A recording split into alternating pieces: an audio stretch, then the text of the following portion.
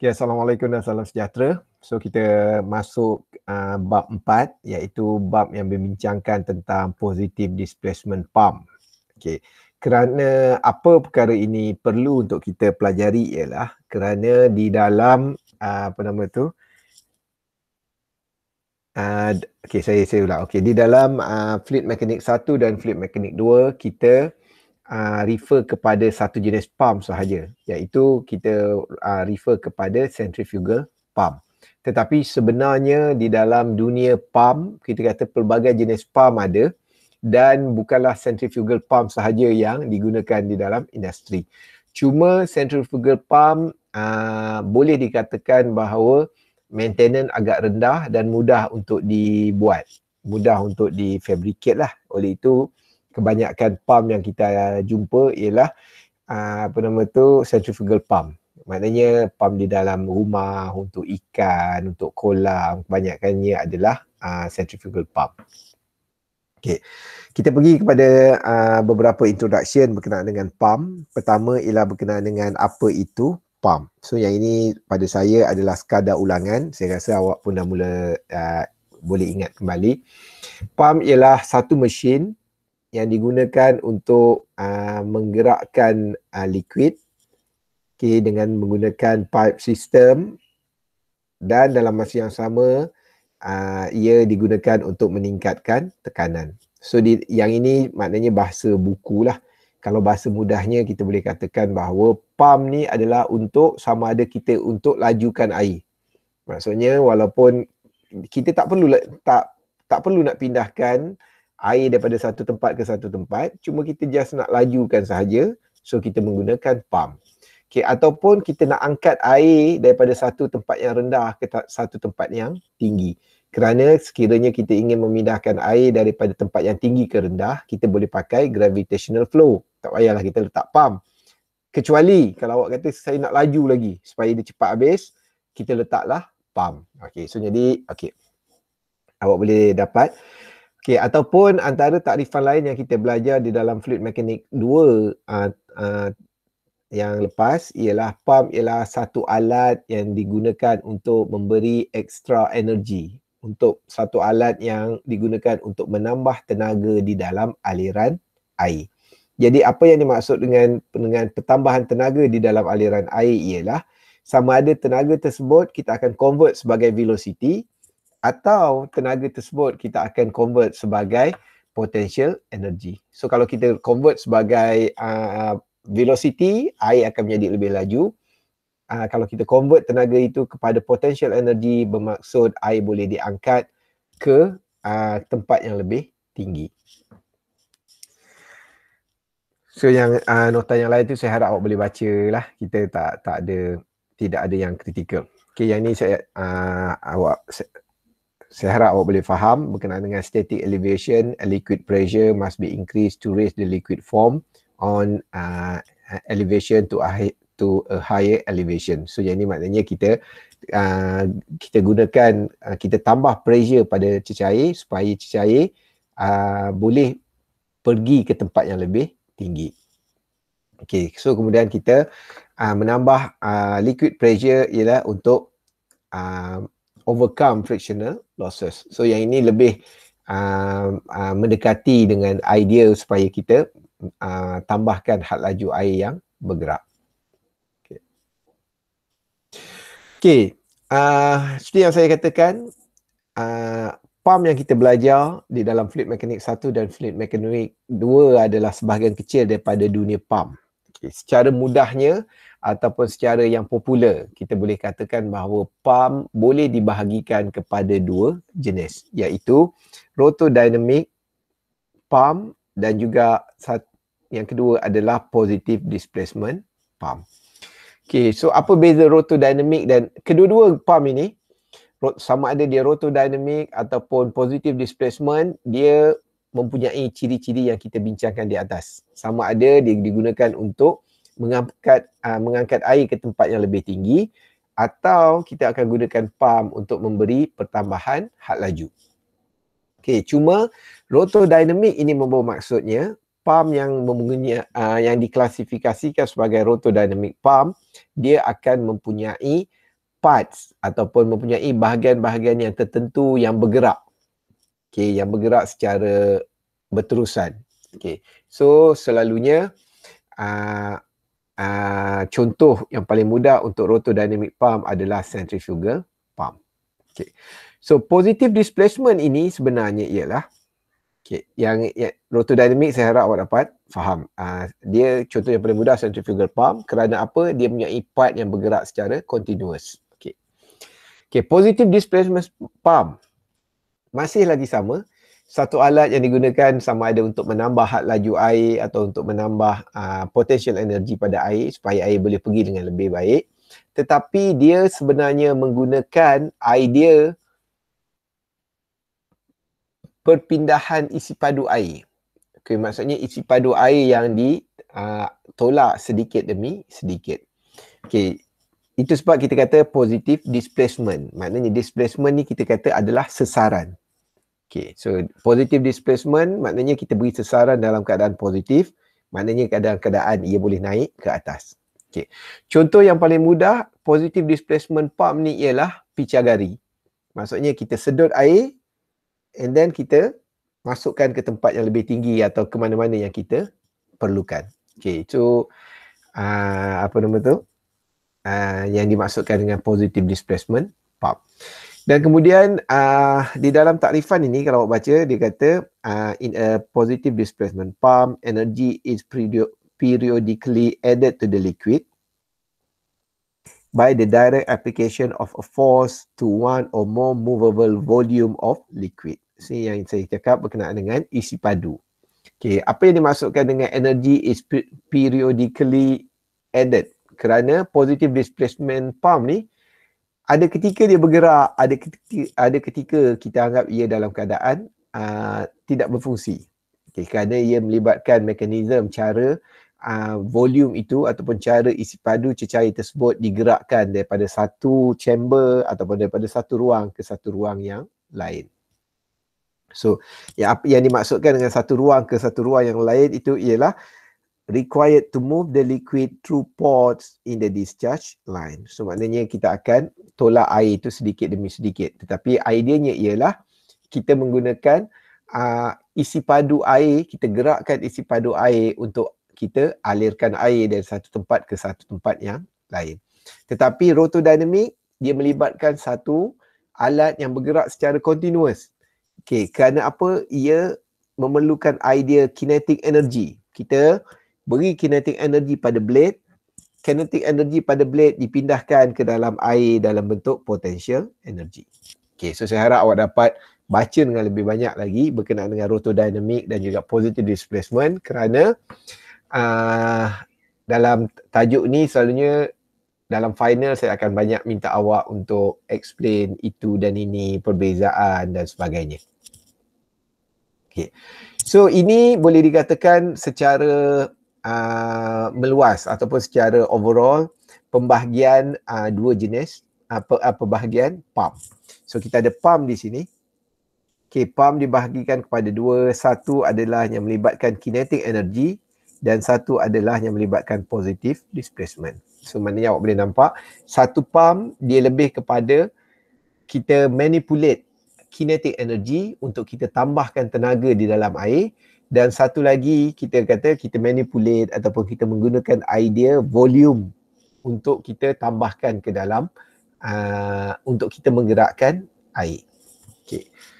Kerana kadang-kadang ada orang terkeliru, dia mengatakan bahawa positive displacement pump ni volume, maksudnya isi padu, tetapi rotodynamic ni adalah kita kata moving part. Tapi bila kita tengok di dalam chart ni, kita tengok kita ada rotary pump di sini, kita ada gear pump dan sebagainya. Jadi nanti ada persoalan, gear bergerak juga, rotary pun rotate juga. So di mana bezanya? So jadi awak kena faham bahawa positive displacement pump, cara kerja dia adalah memindahkan cecair, memindahkan isi padu cecair.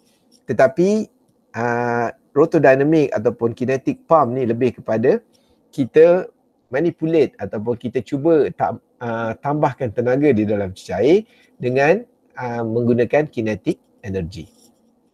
Okay. So di dalam fluid mekanik 1 daripada rotodynamic pump, kita belajar secara khusus berkenaan dengan centrifugal pump. So centrifugal pump ni kita belajar lah. Kita belajar berkenaan dengan cara untuk kita meletakkan head of pump di dalam Bernoulli equation. Kita belajar tentang blade, kita ada velocity input, kita ada blade angle, and then kita ada velocity at output, kita ada velocity of flow dan sebagainya. Okay, yang itu yang kita telah belajar di dalam fluid mekanik 2. Very fokus ke dalam tajuk centrifugal pump. Tetapi kita tidak pernah tahu, mungkin awak dah ada pengalaman kerja, mungkin awak boleh nampak banyak lagi pump, gear pump dan sebagainya. Tetapi sebenarnya gear pump kita tidak menggunakan pakai idea centrifugal pump. Kita tak ada velocity inlet, velocity of flow, world velocity and so on so forth, angle dan sebagainya. Kita tak akan menggunakan velocity triangle daripada pump. Okay, so yang kita akan belajar berkenaan rotary pump dan sebagainya dengan positif di dalam tajuk option subject ini, iaitu positive displacement pump. Walau bagaimanapun kita tak fokus kepada rotary pump. Apa yang kita nak fokus ialah kita akan pergi kepada reciprocating pump. Okay, kerana di dalam application memang yang totally different ialah reciprocating pump. Kerana dia kalau awak tengok kat sini dia akan dapat dia banyak lagi cabang daripada reciprocating pump berbanding dengan rotary pump yang kita akan tengok contoh selepas ini. So dia lebih kepada dengan jelas memindahkan cecair dengan menggunakan idea volumetric. Okay, so kita pergi kepada positive displacement pump. Okay, so positive displacement pump ialah one of the earliest decision that must be made in designing system and applying a pump in the selection of the type of pump to be used, whether the pump should be of the centrifugal of PD type. Positive displacement. So pertama sekali yang kita kena faham ialah kalau kita perlu install pump di dalam sistem kita, kita kena menentukan sama ada pump kita adalah jenis rotodynamic ataupun positive displacement pump. Kerana masing-masing mempunyai kelebihan yang tertentu. Okay. Seperti yang saya dah terangkan tadi, majority selection is centrifugal pump kerana because of its reliability and lower maintenance. Okay. So kalau awak pernah buka, bagi mereka yang ada aquarium di rumah ataupun yang pernah memang betul-betul pernah buat ikan koi, kolam ikan koi dan sebagainya, mungkin awak dah biasa buka pump dan sebagainya. So awak boleh lihat blade yang digunakan di dalam centrifugal pump yang kita gunakan untuk aquarium dan sebagainya sebenarnya adalah simple design aja. Dia pusing dan air boleh mengalir. Okay. Walaupun kita di dalam fluid mekanik 1 kita lebih kepada ada velocity angle, ada angle blade dan sebagainya, nampak macam ini. Tetapi sebenarnya untuk buat pump yang simple tapi lossesnya besar lah. Maksudnya efficiency dia adalah tinggi. Tetapi masih lagi boleh kita gunakan sebagai pump kerana kita telah memberi tenaga kepada air di dalam bentuk kinetic energy. Blade itu berpusing. Okey, dan ini antara beberapa kelebihan centrifugal pump. Centrifugal pump usually have fewer moving parts, have no check valve associated with the pump, produce minimal pressure pulsation, do not have rubbing contact with the rotor pump and are not subjected to the fatigue loading of bearing and seals. Okay, maknanya centrifugal pump agak mudah. Dia hanya melibatkan pergerakan blade yang berputar dan selalunya tidak akan melibatkan apa-apa geseran secara solid to solid. Maksudnya blade pun tak touch kepada dinding pump dan sebagainya. Oleh itu maintenance untuk centrifugal pump akan menjadi mudah. Okay, tetapi ini yang kita ingin tekankan di dalam kuliah kita. Tetapi centrifugal pumps are not always suited to the application. Maksudnya tidak semua application boleh kita gunakan centrifugal pump. Okay. So kita tanya bila pula when to choose a positive displacement pump. So kita positive displacement pump have the ability to pump viscous liquid. So in centrifugal pump, it is possible to handle low viscosity liquid. However, pump efficiency degrades rapidly. Degrade rapidly as viscosity increase. There is an upper limit of viscosity above which is become impractical to consider centrifugal pump due to excessive waste of energy.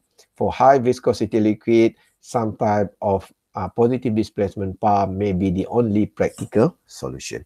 So apa yang dimaksudkan dengan viscosity ini ialah bagi cecair, maknanya sekiranya awak ingin menggunakan pump mengalirkan air kolam, ikan koi dan sebagainya, for sure awak akan pergi kepada centrifugal pump.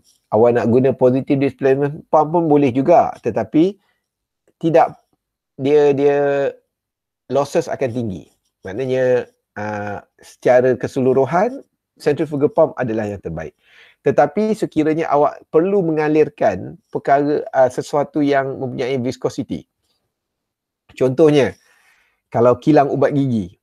So awak nak alirkan ubat gigi daripada satu tangki ke satu tangki, awak tak boleh nak menggunakan centrifugal pump. Kerana awak boleh imagine ubat gigi kalau dia masuk dalam centrifugal pump, bila kipas berpusing, so akhirnya dia akan membentuk bulatan saja. Dalam kipas tu akan berpusing, tidak ada ubat gigi yang masuk ke dalam kipas untuk dialir keluar. Okay, so maknanya for sure viscosity yang tinggi tidak boleh dialirkan dengan menggunakan centrifugal pump. Okay, kalau di dalam ikan koi masih lagi tidak ada halangan. Kerana apa? Walaupun kita kadang-kadang kita cuba untuk alirkan air yang berkeladak dan sebagainya, masih lagi boleh menggunakan centrifugal pump. Cuma kalau berdasarkan pengalaman saya dan sebagainya, kalau awak pun ada pengalaman, kita dapati bahawa sekiranya ada sampah daun ke, ada itu ini masuk dalam centrifugal pump kita, menyebabkan kadang-kadang boleh tersumbat dan boleh merosakkan pump. Kerana kalau dia terselit di antara blade, okay, so motor akan jalan tapi blade dah mula maknanya tersekat, so dia mungkin akan boleh menyebabkan pump itu rosak. Kalau pump rosak, nasib tak baik, dia boleh short di dalam kolam ikan koi awak, ikan boleh mati. Kalau ditakdirkan awak pun tengah baiki-baiki, so kita khawatir ada renjatan elektrik yang berlaku kerana elektrik boleh dialirkan dengan air. Okey, yang itu agak bahaya. Okey. Yang kedua, most positive displacement pump types are inherently self-priming. Okay, so the keyword adalah self-priming, means they can be located above the surface of the liquid, being pumped without the necessity of the suction line being filled with liquid, and the non-condensable gases in the suction line being removed before starting the pump. Okay, so yang kedua, kenapa kita perlu, ada kala kita perlu untuk memilih positive displacement pump ialah kerana positive displacement pump dia adalah self-priming. Self-priming tu maksudnya dia boleh angkat air dalam keadaan air yang jauh ke bawah dan tidak perlu untuk kita masukkan pump di dalam air. Okay, yang ini mungkin awak akan mungkin awak boleh imagine. Centrifugal pump, kalau awak nak alihkan air di dalam ikan koi dan sebagainya, kita akan letak pump di dalam air. Kerana kita minta air akan masuk dan kipas akan berpusing dalam keadaan dipenuhi air, barulah kinetic energy dipindahkan daripada air untuk dialirkan ke tempat yang lebih tinggi ataupun untuk bergerak dengan hal laju yang tinggi. Okay. Tetapi jarang ataupun pada saya memang tak boleh. Kalau awak ada centrifugal pump, awak letak di atas di tempat yang lebih tinggi daripada cecair dan kita letakkan maknanya contoh, kalau kita ada air di sini, so kita letak pipe dan kita letak pump di sini dan kita angkat naik atas. So pump ini akan running dry, air tidak boleh juga disedut naik ke atas. So apa yang perlu awak buat sebenarnya, awak kena buat priming ni. Awak kena buat, awak kena jemput air tu salah satu cara yang digunakan oleh orang akan curah air daripada outlet, masukkan air di sini, masukkan air di outlet, penuhkan air di sini dulu, reverse flow, pump jalan, and then barulah dia boleh sedut. Itu yang orang pakai pump yang dekat rumah tu yang nak kuatkan pressure air tu sama juga?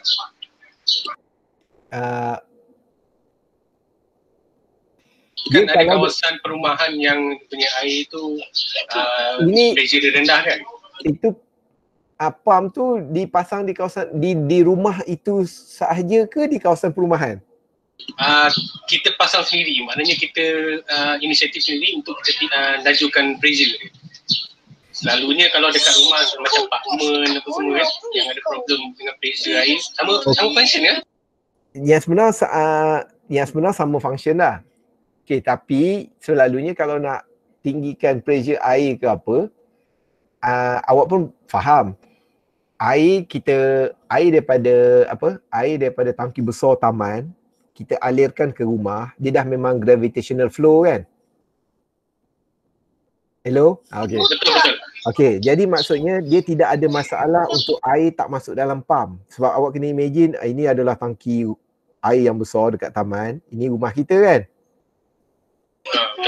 Okay, so jadi cuma rumah kita jauh sikit daripada tangki, jadi pressure dia rendah dah. Dia losses banyak, pressure rendah. Jadi it's okay untuk letak pump dekat tanah ke dekat apa. Kerana aras air yang sebenar pump masih lagi berada di bawah aras air, betul kan? Betul. Okay, so jadi tak jadi masalah. Air akan tetap memenuhi pump. Maksudnya kalau awak guna centrifugal pump pun boleh guna, tak jadi masalah. Okay, yang saya katakan cerita yang ini ialah kalau anda kata awak ada perigi. Okay, perigi kan dalam bawah tanah kan? Okay, kalau awak nak sedut air dekat sini, orang tak pakai centrifugal pump kerana jarang orang nak masukkan centrifugal pump tu dalam perigi bawah ni. Okay, kerana mungkin orang takut wire tak sampai ke dan sebagainya, betul kan? Okay, itu sebab kita kata dalam perigi air, dulu orang buat telaga air, orang tak pakai centrifugal pump. Orang akan pakai pump yang macam picagari. Yang macam pump minyak tanah tu. Kita enjut, air naik itu. Boleh imagine? Piston pump. Boleh. Yes. Okay, itu maksudnya ialah kenapa centrifugal pump tak digunakan untuk angkat air dari perigi? Kerana centrifugal pump ni dia nak kena priming dulu. Oleh kerana pump tersebut tidak ada di dalam air, jadi maknanya pump tersebut tidak ada di dalam perigi, jadi dia for sure dia tak boleh nak sedut air tu ke atas. Itu memang kita kata kekurangan centrifugal pump. Jadi kita akan guna piston pump. Kita sedut. Kerana piston pump ni pasti yang dinyatakan di atas, dia adalah self priming. Dia boleh sedut diri dia sendiri. Kerana awak imagine nanti selepas ni kita akan tunjuklah mekanisme macam mana positif piston pump berjalan. Kerana dia sedut sikit-sikit. Dia sedut hantar naik atas. Sedut hantar naik atas. Jadi kalau dalam perigi kita boleh letak okay, katakan kita ada perigi kat sini. Okay, air perigi tu bawah sini aja. So jadi kita letak je pipe dekat sini. So dekat sini kita akan letak piston pump tu.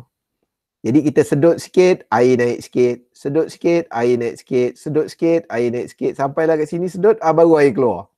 Itu sebab kalau awak tengok orang yang pump air dari perigi tu, bukanlah dia buka pipe terus keluar. Dia kena pump banyak kali dulu baru keluar.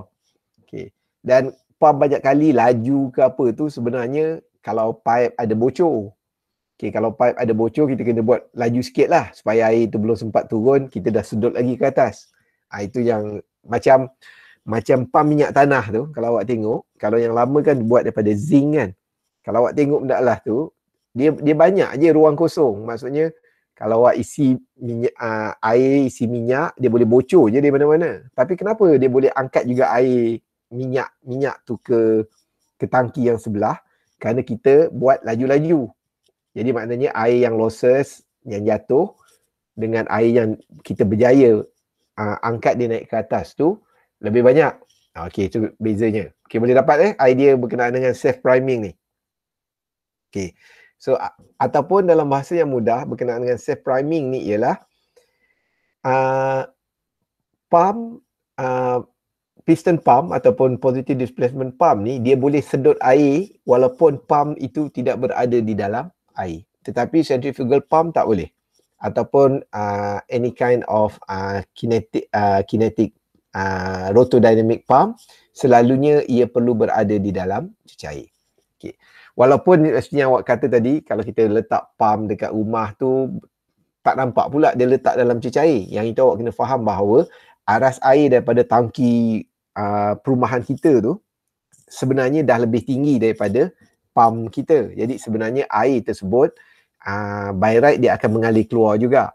Jadi maknanya air akan sentiasa memenuhi ruang pump yang kita gunakan untuk menguatkan tekanan di dalam rumah kita. Itu dia nampak macam tidak terendam di dalam air, tetapi by right dia duduk di bawah level air. Okay. So kemudian kita kata satu lagi kelebihannya ialah positive displacement pump, dia boleh create very high pressure. Tetapi kelemahan dia adalah at low flow. Okay, so yang ini dimaksudkan apa ialah kalau awak andai kata awak ada telaga kat sini, ada perigi. Okay, perigi kurang-kurang kat bawah mungkin dalam 5 meter, 6 meter. Zaman dulu mungkin sedalam itu kan, kita ambil air bawah tanah dan sebagainya. Kerana kalau kita gali-gali perigi pun bukannya air daripada perigi tu akan naik sampai ke permukaan tanah. Dia akan maintain pada beberapa kaki di bawah tanah. Jadi kalau centrifugal pump, awak perlu pump yang cukup besar untuk angkat 5-6 meter. Kerana kalau awak pergi buat tengok pump ikan koi tu pun dia boleh angkat dalam 3 meter je. Okay, 3 meter tu pun dia dah mula lemah lah. Okay. So jadi tetapi piston pump ataupun dia punya general term ialah positive displacement pump ni, dia boleh untuk angkat air tinggi. Even untuk 15 meter boleh. Kerana apa? Idea dia ialah dia pindahkan air berdasarkan volume. Maksudnya dia angkat 1 liter tolak naik atas. Angkat lagi 1 liter, tolak naik atas. So jadi dia boleh develop pump head tu, head of pump sedikit demi sedikit. Tetapi dia tidak boleh bergerak dalam aliran air yang laju. Kerana apa? Kita nak lawan, awak pun boleh imagine air mempunyai ketumpatan yang tinggi, 1000 kg per meter padu. Jadi maknanya dia nak angkat 1 liter dah 1 kilogram. So kalau dia nak angkat 1 liter tu setinggi 5-6 meter, so actually dia memerlukan suction yang cukup kuat. Jadi dia tak boleh nak provide velocity yang tinggi di dalam untuk positive displacement pump. Okay. Okey, ini yang selalunya ditunjukkan di dalam buku teks. So dia akan tunjuk reciprocating akan mempunyai line seperti ini. So ini adalah graf di antara H ataupun head pressure yang kita boleh develop daripada pump. Pressure ni yang paling mudah ialah kalau air awak boleh angkat setinggi 10 meter, awak kira je lah rho GH, H tu adalah 10. Okey, awak tahu air kalau dia boleh naik setinggi 10 meter, tekanan dia adalah rho GH dengan H adalah 10 meter. So awak boleh kira lah. Okay, dan ini paksi X di sini adalah gallon per minute, kadar alir. So jadi kalau kita lihat, kita dapati bahawa reciprocating pump dia boleh pergi untuk head yang tinggi. Membawa maksud air boleh dialirkan terlebih tinggi. Tetapi kadar alir adalah terlalu rendah. Kerana dia akan angkat air sedikit demi sedikit. Berbanding dengan ini rotary pump ni adalah positive displacement juga. Oleh kerana dia melibatkan rotation, pusingan. Oleh itu dia agak rendah. Dan centrifugal pun adalah mempunyai nilai yang hampir sama. Okay. Okay. Jadi antara kelebihannya ialah reciprocating pump, dia boleh angkat air untuk ketinggian yang terlalu tinggi berbanding dengan centrifugal pump.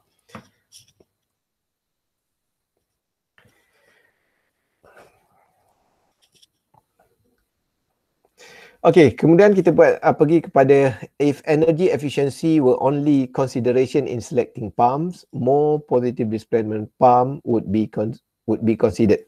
However, another factor such as install cost and maintenance expense often outweigh the energy saving. So yang ini maksudnya sekiranya kita hanya memikirkan tentang energy efficiency, maksudnya tenaga yang boleh dipindahkan ke dalam air dan setinggi mana air boleh pergi, positive displacement pump adalah yang paling baik. Tetapi yang saya katakan, maintenance cost dan sebagainya yang juga difikirkan oleh engineer menyebabkan positive displacement pump kadang-kadang tidak digunakan. Okay. Dan kemudian yang lain antara kebaikan positive displacement pump ialah ia boleh mengalirkan liquid yang bercampur dengan solid. Liquid containing solid. Tadi saya beri contoh dalam keadaan ubat gigi, kilang ubat gigi dan sebagainya. So kita akan pakai positive displacement pump. Kerana walaupun dia lebih kurang cecair, tetapi kita kata tak boleh, dia tak boleh. Slurry tak boleh. Dia kena pakai positive displacement pump. So antara lain ialah apabila cecair bercampur dengan solid. So contohnya macam Indah Water. Indah Water dia sedut hasil buangan tu, dia tidak menggunakan centrifugal pump. Dia akan gunakan positive displacement kerana dia akan ada bendasing. Ataupun kita nak buat pembersihan sungai dan sebagainya, so kita tak gunakan kita tak gunakan centrifugal. So yang saya katakan, kemungkinan bendasing tersebut akan melekat di antara blade dan sebagainya, so dia akan create kerosakan yang serius kepada pump. Kerana kalau mengikut apa yang saya tahu, kalau untuk pump yang kecil-kecil ni kadang-kadang dia dah seal. Kerana kita perlu ingat centrifugal pump, kita akan letak pump ni di dalam air. Oleh itu dia kena seal everything, motor yang menggunakan elektrik dan sebagainya supaya tidak short dengan air. Jadi apabila kita nak baiki tu, kita khawatir akan menjejaskan tempat yang dia dah seal tu, walaupun kita mungkin menggantikan blade dan sebagainya. Okey, so kemudian kita kata antara lain ialah positive displacement pump adalah suitable untuk mengalirkan gases. Kerana apa? Kita akan tengok mekanisme dia macam picagari. So maknanya awak boleh sedut gas dan awak boleh alirkan gas.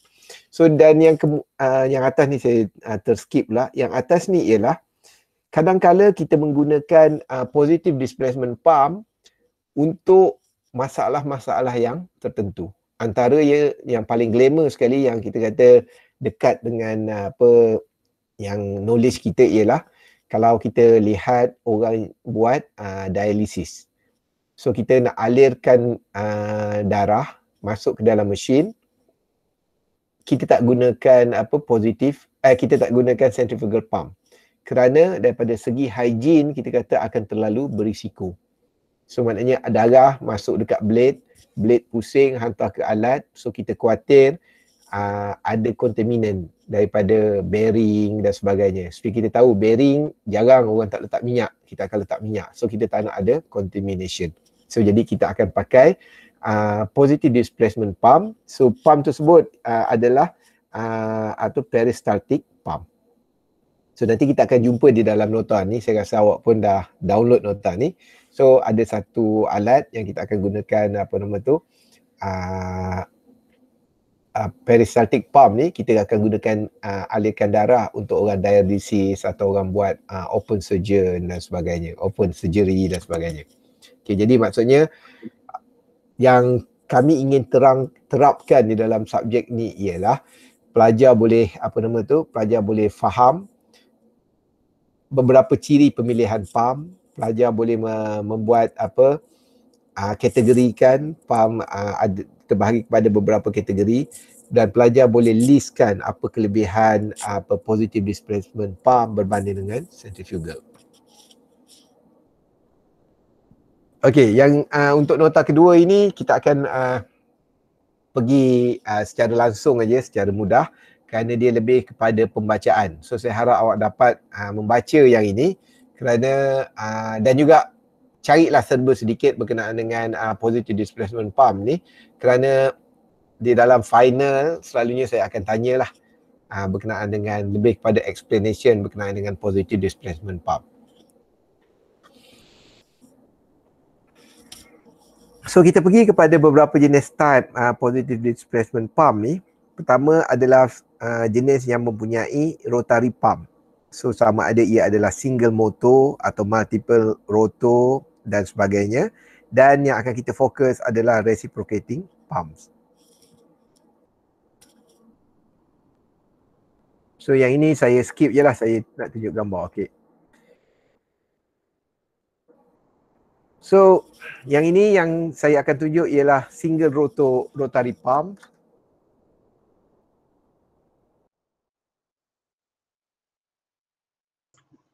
Ni pump aquarium macam ni ya, betul?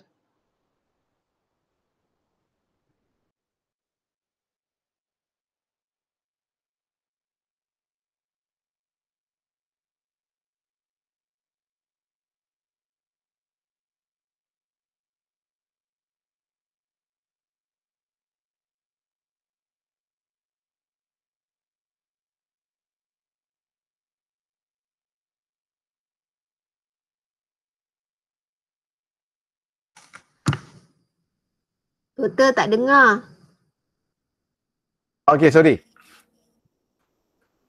Okay, berkenaan dengan nota ini saya harap awak dapat baca kerana dia lebih kepada kita nak perkenalkan beberapa contoh rotary pump, advantage, disadvantage dan sebagainya. Dan selalunya di dalam final exam saya akan tanya berkenaan dengan explanation. Kita ada juga pengiraan berkenaan dengan positive displacement pump, tetapi saya akan minta juga student untuk explain berkenaan dengan positive displacement pump. Okay. Antara beberapa contoh yang kita akan bincangkan di sini ialah single rotor rotary pumps. Okay.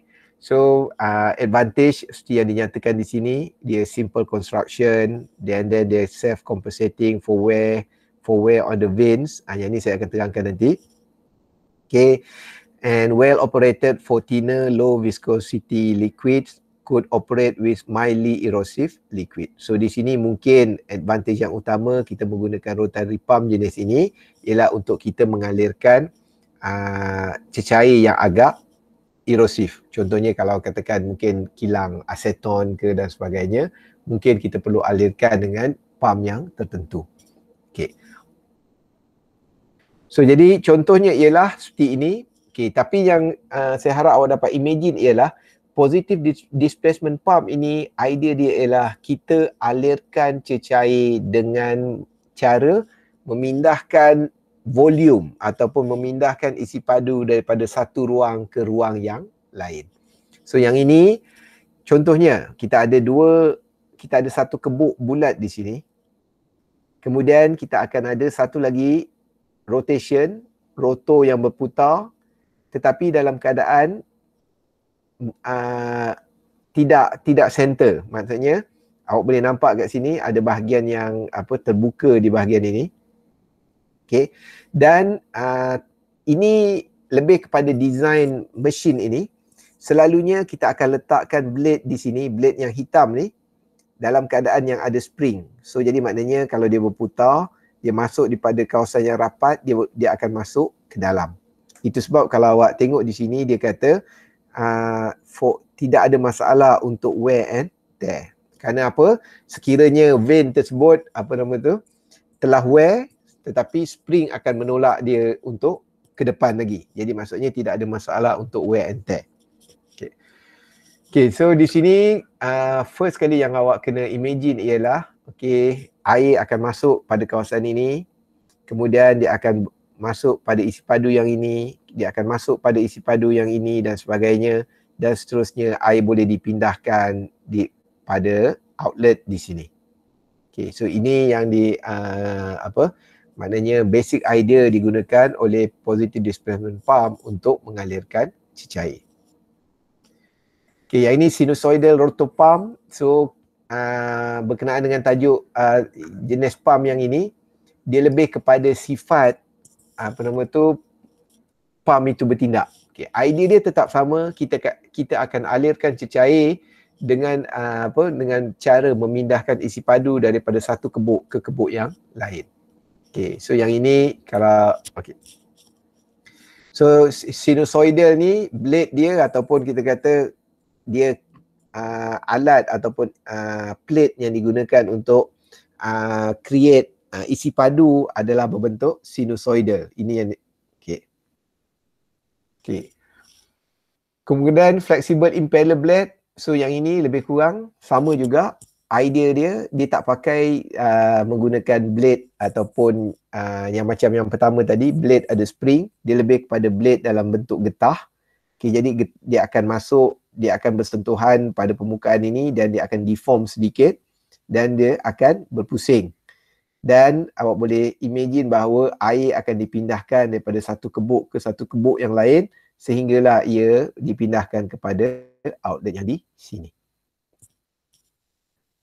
Okay, yang ini peristaltic pump. Okay, yang ini yang saya nak katakan yang kita gunakan di dalam orang buat dialisis dan sebagainya. Jadi apa yang berlaku ialah darah daripada badan pesakit dimasukkan terus ke dalam mesin ini dan mesin ini alat dia. Okay, ini alat dia. Alat ni akan berputar, maknanya dia akan berputar macam gitu. Okay, dan berputar ini awak boleh imagine dia sekat dekat sini, dia sekat dekat sini. So membawa maksud bahawa darah akan dialihkan volume by volume. Okay, so jadi maknanya dia berputar di sini menyebabkan darah boleh dialirkan ke dalam mesin untuk ditapis, didialisis dan sebagainya. So dalam keadaan ini kita kata dia dapat mengurangkan kontaminan ataupun jangkitan kerana kita hanya mengalirkan darah daripada tangan pesakit, daripada badan pesakit masuk ke dalam ini, masuk ke dalam mesin dan sebagainya and so on so forth. So kita boleh ganti yang ini secara luaran dan sebagainya. Okay, so ini di antara cara penggunaan pump selain daripada centrifugal pump. So kemudian kita ada satu jenis lagi dinama progressing cavity pump. So yang ini idea dia sama sahaja, seolah-olah kita akan membina kebuk dan cecair dimasukkan ke dalam kebuk dan kebuk tersebut akan berpusing, akan mengalirkan ataupun akan memindahkan cecair volume by volume. Okay. So yang ini kita kata lebih kepada kalau awak lihat untuk yang high viscous. Okay, so dia untuk high viscous, capable to pump highly viscous liquid. Okay, so yang ini kita kata kerana apa? Kerana pergerakan dia di sini, okay, dia alirkan cecair yang berbentuk slurry, okay, dengan cara seolah-olah makanan makanan dialirkan di dalam perut. So maknanya dia seolah-olah dia uli liquid tersebut, cecair tersebut, dan cecair tersebut boleh digerakkan sedikit demi sedikit. Trik dia ialah kalau cecair tersebut high viscous, maksudnya dia punya viscosity yang tinggi, kita tak boleh nak gerakkan dia dalam keadaan laju. Kita kena gerakkan dia dalam keadaan macam kita nak mengalirkan doh lah. So kita kena gerakkan sikit. So jadi idea dia kita tak boleh nak just push dengan menggunakan piston tolak ke depan. So tak boleh macam itu. So jadi kita akan menggunakan idea kita uli dia. So uli dia macam mana? So kita akan antara yang common adalah bentuk-bentuk ini. So jadi awak pun boleh imagine sekiranya yang ini tadi duduk atas, bila dia berpusing, okay, ada ketika dia akan duduk bawah. So bila dia akan duduk bawah tu dia akan create another hole dekat atas. Okay, dan dia akan uli sebenarnya untuk menggerakkan slurry tersebut. So yang lain external gear dan sebagainya, yang ini sama juga, maknanya kita akan mengalirkan cecair. Cuma yang ini yang agak complicated, yang mungkin saya pun tidak tidaklah menguasai keseluruhan jenis positive displacement pump. So di dalam bentuk gear pump ni, so kita ada beberapa jenis, antaranya yang glamour ialah spur gear. So kita ada helical gear dan and then kita ada herringbone gear. So ini lebih kepada bentuk, sama ada bentuk gear dia macam gini, bentuk herringbone, ataupun yang ini kita kata helical, agak condong dengan certain angle, atau kita kata yang common, dia adalah common gear shape di situ. Okay. So dan masing-masing mempunyai advantage dan disadvantage yang tertentu. So ini adalah contoh internal gear pump. Okay, awak boleh baca. So yang ini pun sama, dia pakai lobe. So idea yang sama, cuma kita perlu sesuaikan dengan pelbagai jenis application. So yang ini adalah cara pergerakannya, dan saya rasa awak pun boleh nampak dia akan dipindahkan volume by volume. So isi padu cecair akan masuk di sini, dipindahkan ke sebelah, dan dia terus berpusing dan akhirnya kita boleh keluarkan di sini. So yang ini awak tengok ada dua bahagian ni sebenarnya, ialah apabila cecair ini berpusing ke sana, apabila alat ini berpusing ke kiri, so dia dalam masa yang sama dia akan menolak yang ini ke kanan. So akan bahagian yang ini pun akan bergerak ke sini, dan akhirnya dia akan bertemu dengan cecair di sini. So yang ini saya harap awak dapat imagine bagaimana cecair tersebut bergerak.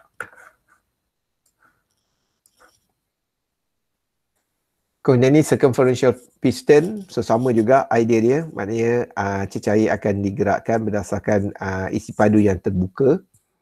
So yang ini screw, so yang ini pelbagai jenis lah, saya dinamakan screw kerana apa? Bentuknya di sini seolah-olah screw punya thread, so dia akan sentiasa berpusing dan cecair akan yang pekat akan mengalir di antara dua thread ini.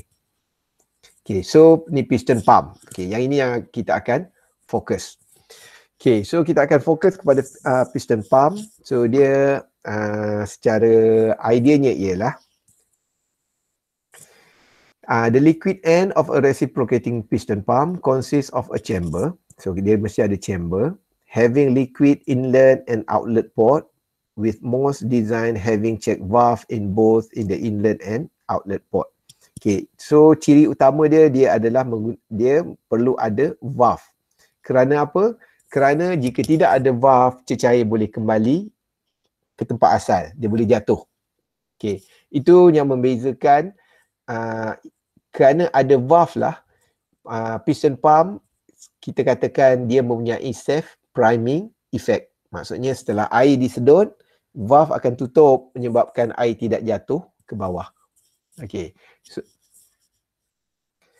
So kemudian when the reciprocating piston stroke in one direction, the inlet check valve open while the outlet check valve remain closed, directing liquid into the liquid end of the pump. When the piston stroke in the opposite direction, the inlet check valve closes and the outlet check valve opens, allowing liquid to move into the discharge port and out into the system. So piston pump ada dua, sama ada single acting ataupun double acting. Okay, tapi kebanyakan kita akan dalam soalan mungkin bermula dengan single acting, kemudian baru kita masuk kepada pengiraan berkenaan dengan double acting. Tapi secara application yang digunakan kebanyakannya ialah double acting. Kerana double acting dia akan memberi kadar alir 2 kali ganda. So yang lain saya rasa awak boleh baca berkenaan dengan perkara ini.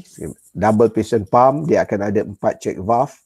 Okay, and then double acting design are generally associated with slower speed and medium pressure. Kerana apa? Selalunya kita tak boleh nak terlalu laju kerana dia melibatkan reciprocating movement. Dia akan bergerak ke depan, ke belakang dan sebagainya. Okay, so macam mana yang dikatakan single acting dan double acting pump ialah, okay, pertama, piston pump akan terdiri daripada kebuk dan dia akan ada piston macam ini. So ini adalah piston. So dia akan melibatkan ada inlet dan outlet. So katakan kita ada dua valve di sini. Ini adalah inlet dan ini adalah outlet katakan.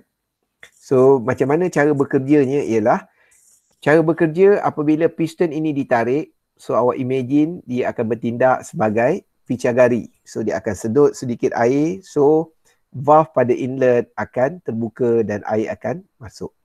Dan kemudian ketika penuh, setelah air disedut penuh, air piston akan menolak ke depan.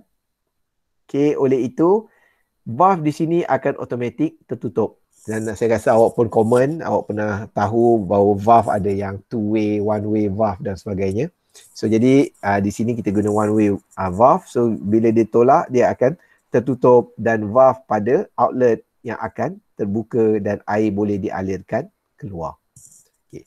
So kalau double acting, kita kata dia akan dalam single acting kita boleh faham bahawa ada ketika air tidak dialirkan. Maksudnya ketika dia sedut, air hanya masuk sahaja dan ketika ia ditolak, air akan keluar sahaja. Oleh itu, air tidak akan sentiasa mengalir. Ada ketika air berhenti dan sebagainya. So yang ni awak boleh imagine kalau kita ada piston pump untuk angkat air daripada telaga, kita dapati waktu kita tekan, air keluar.